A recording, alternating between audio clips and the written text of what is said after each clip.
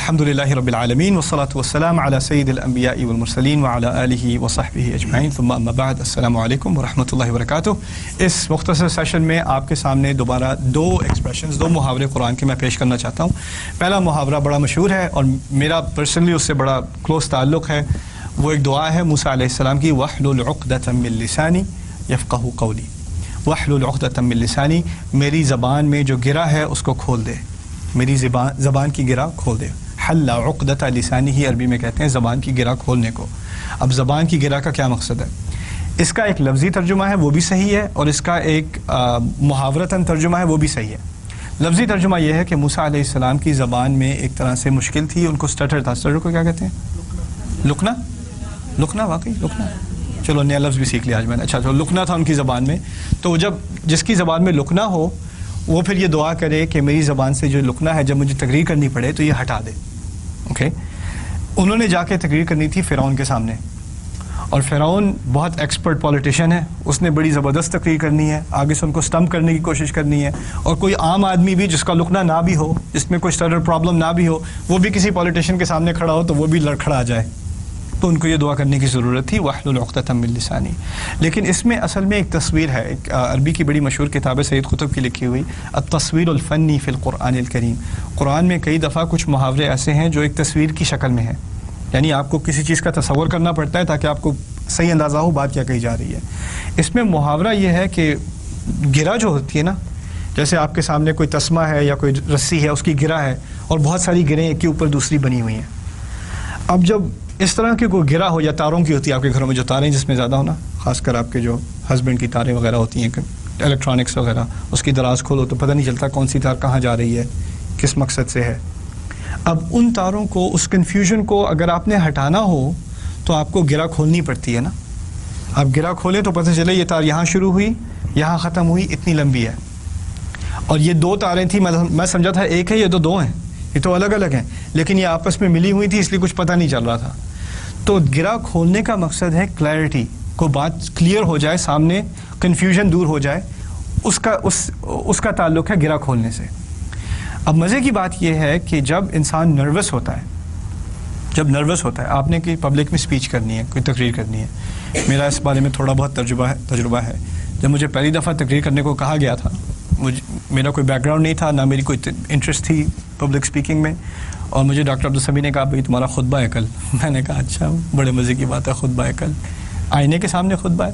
نہیں، میں نے ایکچولی مجھ سے کہا تھا خطبہ دوں یونائٹڈ نیشنز میں، نیو یارک میں 43rd اسٹریٹ پہ انہوں نے کہا تھا، ان کا اپنا خطبہ تھا، لیکن میں نے کہا میں اپنا ایک اسٹوڈنٹ بھیج رہا ہوں، میں تمہیں بھیج رہا ہوں۔ اب میری شکل سے پورا رنگ اتر گیا، ڈاکٹر صاحب میں نے کبھی خطبہ نہیں دیا، میں دوں کیا خطبہ؟ کہتے ہیں فکر نہ کرو، بس یہ دعا پڑھ لینا، معاملہ حل ہو جائے گا۔ وَاحْلُلْ عُقْدَةً مِّن لِّسَانِي۔ میں اپنے سامنے 6-7 پیج کے نوٹ لے کے گیا کہ یہ تقریر کروں گا، خطبے کے سامنے میں کھڑا ہوا، لوگوں کے سامنے، لوگوں کی شکل دیکھ کے کاغذ ایسے ایسے ہل رہا تھا میرے ہاتھ میں، اور پھر کچھ پڑھا بھی نہیں جا رہا، کیونکہ کاغذ اتنا ہل رہا ہے، جب ہل رہا ہو تو کاغذ ہل رہا ہو تو پڑھا نہیں جاتا۔ تو اب مجھے نہیں پتا، مجھے نہیں یاد میں نے کیا کہا اس دوران، مجھے بس اتنا پتا ہے کہ جب نماز ختم ہوئی تو لوگ آ کے مجھے تعزیت کے لیے، کوئی بات نہیں نیکسٹ ٹائم انشاءاللہ، رائٹ۔ لیکن بات یہ ہے کہ اگر آپ کے ذہن میں بات کلیئر ہے، آپ کے ذہن میں نے یہ 5 باتیں کرنی ہیں، ABCDE، میں نے یہ باتیں کرنی ہیں، جب آپ نروس ہو جائیں تو کیا ہوتا ہے؟ وہ سب مکس اپ ہو جاتا ہے۔ جو بات A سے شروع کرنی تھی آپ نے Z سے شروع کر دی، D سے شروع کر دی، پھر یاد نہیں رہا A کیا تھا، پھر ادھر سے ادھر، اور پھر کچھ لوگوں کا یہ ہوتا ہے کہ وہ ان میں کانفیڈنس تو ہے، نروس نہیں ہوتے، لیکن ایک دفعہ مائک پکڑ لینا تو وہ یہاں کی بات، پھر وہاں کی بات، پھر وہاں کی بات، کو بات میں نہ سر نہ پیر، لوگ گھنٹے کی بات سن کے اگر لوگوں سے پوچھو کیا بات کی تھی، یار پتہ نہیں، بات تو پتہ نہیں کیا کی تھی، باتیں بہت ساری کی تھیں لیکن پتہ نہیں کی کیا تھیں، یہ نہیں اندازہ، یہ بھی ہوتا ہے نا۔ تو دعا کا مقصد یہ ہے کہ میں جب بات کروں تو اس کا شروع کلیئر ہو، اس کا درمیانی حصہ کلیئر ہو، اس کی انتہا، اس کی آخر کلیئر ہو، یعنی سب کو پتہ چل جائے میں کیا رہا ہوں اور کس مقصد سے کہہ رہا ہوں، بات میں ایک تسلسل ہو، اس میں ایک ترتیب ہو، وہ لاجیکل ہو، سمجھ میں آنے والی ہو۔ وَاحْلُلْ عُقْدَةً مِّن لِّسَانِي۔ اور اصل مقصد کیا ہے کہ زبان کی گرہ کھلے، اس کا اصل مقصد کیا ہے؟ یفقہوا قولی، کہ ان لوگوں کو میری بات سمجھ میں آئے۔ ان لوگوں کو میری بات سمجھ میں آئے. اس میں ایک بہت بڑا فلسفہ ہے دین کا اس ایک آیت میں, کمیونیکیشن کے بارے میں. میں کیونکہ سائیکالوجی کا اسٹوڈنٹ ہوں, میری ایک خاص دلچسپی تھی کمیونیکیشن سائیکالوجی میں اور سوشل سائیکالوجی میں. کمیونیکیشن سائیکالوجی میں ہم پڑھتے ہیں لائک ٹیچنگ سائیکالوجی کہ کچھ پروفیسر ہوتے ہیں جن کا علم تو بہت ہے, پی ایچ ڈی ہے, ریسرچ ہے, بہت وقت انہوں نے لائبریریز میں گزارا ہے, لیبورٹریز میں گزارا ہے, علم کی کوئی کمی نہیں ہے. کمی ہے تو کمیونیکیشن کی ہے. وہ بیچارہ اپنی پی ایچ ڈیز کے ساتھ جب آ کے 20 منٹ کا بھی لیکچر دیتا ہے اپنے اسٹوڈنٹس کو, تو پہلے 5 منٹ میں باقی سب کومے میں ہوتے ہیں, سب پڑے ہوتے ہیں ایسے ہی, کسی کو کچھ سمجھ نہیں آ رہی کیا بات کر رہا ہے, کیونکہ اس کو یہ احساس نہیں ہے کہ اس کے پاس تو یہ علم ہے, لیکن اس کو یہ علم ایسی زبان میں پریزنٹ کرنا ہے کہ جو سننے والا ہے اس کو سمجھ میں آئے, اس کی سمجھ میں آئے. اس کے دماغ میں تو کلیئر ہے, لیکن اس کی زبان اور اسٹوڈنٹ کی زبان میں زمین آسمان کا فرق ہے. یہی فرق ہے عالم کا اور استاد کا, معلم کا. عالم کے پاس علم ہے, معلم کے پاس علم تو ہے, لیکن اس کو پڑھانے کا طریقہ پتہ ہے, کون سے الفاظ استعمال کروں, کون سی ترتیب استعمال کروں, کون سی مثال استعمال کروں تاکہ لوگوں کو بات سمجھ میں آئے. اصل مقصد تقریر کرنا نہیں ہے, امپریس کرنا نہیں ہے, بہت ساری کتابوں کو کوٹ کرنا نہیں ہے. اصل مقصد لوگوں کو سمجھ میں بات آئے, اصل مقصد یہ ہے. اس لیے دعا میں یہاں تک بات نہیں کی کہ میری تقریر صاف ہو, کلیئر ہو اور اس میں کوئی گرا نہ ہو زبان میں, وَاحْلُلْ عُقْدَةً مِّن لِّسَانِی. اس کے آگے جواب و شرط ہے تاکہ یفقہوا قولی, تاکہ ان لوگوں کو میری بات ٹھیک طرح سے سمجھ میں آئے, گہری طرح سے سمجھ میں آئے. اور یہ بھی بڑی خوبصورت بات ہے, یفہموا قولی. یفہموا قولی کے معنی ہوتے ان کو تھوڑی بہت سمجھ میں آ جائے, کم از کم کچھ تو پلے لگ جائے ان کے. لیکن یفقہوا قولی کے معنی ہوئے بہت گہرائی سے ان کو یہ بات سمجھ میں آ جائے, یعنی اس کے میری تقریر کے بعد کوئی کنفیوژن نہ رہے میں کہنا کیا چاہ رہا ہوں.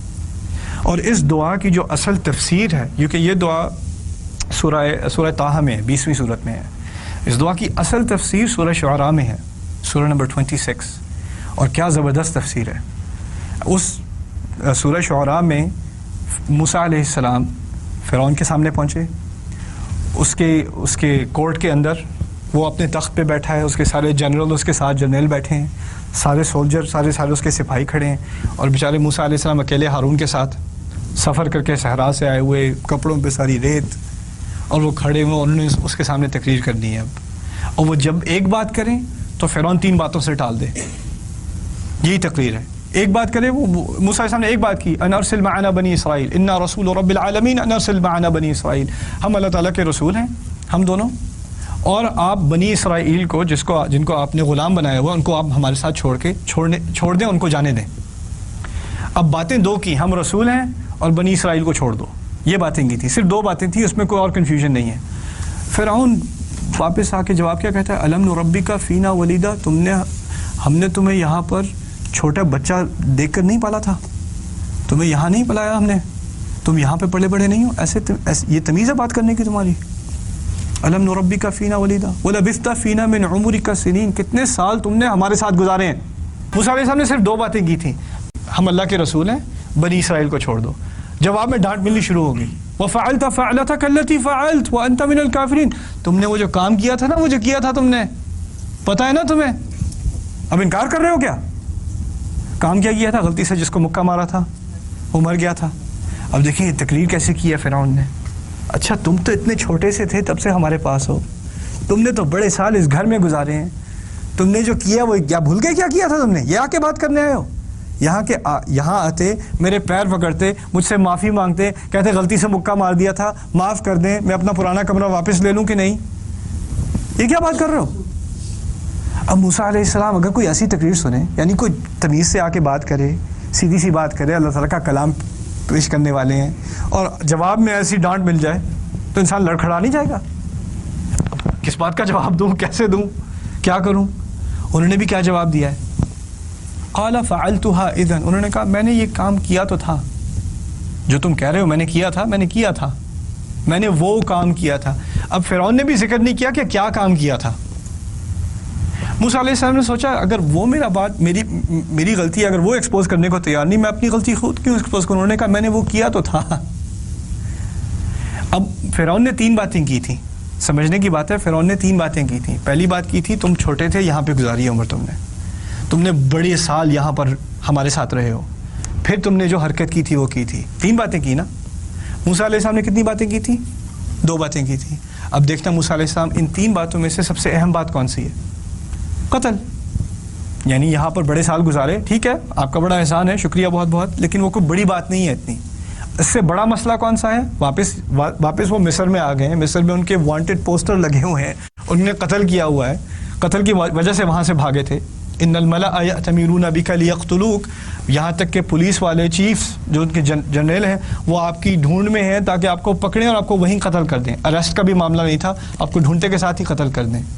اب وہ واپس آ گئے ہیں تو انہوں نے کہا پہلے بڑے مسئلے کو حل کرنا چاہیے. فعلتها اذا وانا من الضالین، میں نے ہاں ٹھیک ہے اس وقت یہ کام تو کیا تھا، لیکن اس وقت میں کچھ کنفیوز تھا، میرے پاس صحیح معلومات نہیں تھی، میں کنفیوز تھا. ضالین. ففررت منکم لما خفتکم، اسی وجہ سے میں تم لوگوں سے بھاگ گیا تھا جب میں تم سے ڈرا کرتا تھا. کیا کیا رہے ہیں؟ اب نہیں ڈرتا. پھر کہتے ہیں فوہب ربی ربی حکما وجعلنی من المرسلین. امیزنگ. پھر کہتے ہیں جب میں بھاگ گیا تھا پھر اللہ تعالیٰ نے مجھے حکم دیا اور مجھے حکمت دی اور مجھے رسولوں میں سے بنا دیا. موسیٰ علیہ السلام کی پہلی بات کیا تھی؟ کہ میں رسول ہوں. اب کہا ٹھیک ہے میں نے وہ حرکت کی تھی اس لیے میں بھاگا تھا، لیکن پھر مجھے رسول بنا دیا گیا. وہی بات دوبارہ لے آئے. پھر کہتے ہیں وَتِلْكَ نِعْمَةٌ تَمُنُّهَا عَلَيَّ أَنْ عَبَّدْتَ بَنِي إِسْرَائِيل. اچھا وہ جو آپ نے مجھ پہ بڑا احسان کیا تھا، کون سا احسان؟ آپ کے گھر میں پلا بڑا ہوں، آپ نے مجھے اپنے گھر میں جگہ دی ہے. کہتے ہیں وَتِلْكَ نِعْمَةٌ تَمُنُّهَا عَلَيَّ، آپ نے جو بڑا احسان مجھ پر کیا تھا، أَنْ عَبَّدْتَ بَنِي إِسْرَائِيل. اچھا اس احسان کا مطلب یہ ہے کہ آپ تمام بنی اسرائیل کو غلام بنا دیں. اب دیکھا وہ فرعون کی ڈانٹ میں 3 باتیں تھیں، ان تینوں باتوں کو لے کے واپس گھما کے وہی جو پہلے 2 باتیں کی تھیں، پہلی 2 باتیں کیا تھیں؟ میں رسول ہوں، بنی اسرائیل کو چھوڑ دو. وہی باتیں دوبارہ لے آئے. اسے کہتے ہیں زبان کی گرہ کھولنا. یعنی کوئی آپ کو اپنے مقصد سے اپنے ایجنڈا سے ڈسٹریکٹ نہ کر سکے. آپ کلیئر ہیں آپ نے کیا بات کرنی ہے. آپ کے سامنے کوئی ایسی بات لائے جو آپ کو کمپلیٹلی مکمل طور پہ سبجیکٹ چینج کر دے. فرعون نے پوری طرح سبجیکٹ چینج کر دیا تھا، لیکن آپ اس سے ڈسٹریکٹ نہ ہو، اس کی بات لے کے پھر واپس اپنی بات پر لے آئیں. اب اگلے سبجیکٹ پہ انشاءاللہ اگلے حلقے میں بات ہوگی، وہ ہے قرآن کے لفظوں کا استعمال. کہ قرآن میں جیسے ہر لفظ اپنی جگہ پرفیکٹ ہے، اس کو تھوڑا ایکسپلور کریں گے انشاءاللہ تعالی، اس کی کچھ مثالیں دیکھیں گے. بارک اللہ لی ولکم، والسلام علیکم ورحمۃ اللہ.